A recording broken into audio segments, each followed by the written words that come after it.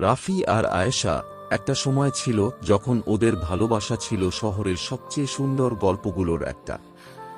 বিশ্ববিদ্যালয়ের ক্যাম্পাসে পরিচয় দুজনের, ধীরে ধীরে বন্ধুত্ব হয়, আর তারপর নিঃশব্দে গড়ে ওঠে ভালোবাসা। রাফি ছিল স্বপ্নবাজ, বড় কিছু করার ইচ্ছে ছিল তার।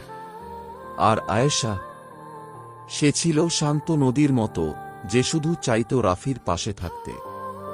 লেখাপড়া শেষে রাফি ঢাকায় চাকরি নিতে চলে গেল, আর আয়েশা থেকে গেল ছোট্ট শহরে। কথা হতো প্রতিদিন, কিন্তু সময় বদলাতে থাকল অনেক কিছু। ব্যস্ততা, দূরত্ব আর বাস্তবতা, সবকিছু মিলিয়ে ধীরে ধীরে কমে গেল যোগাযোগ।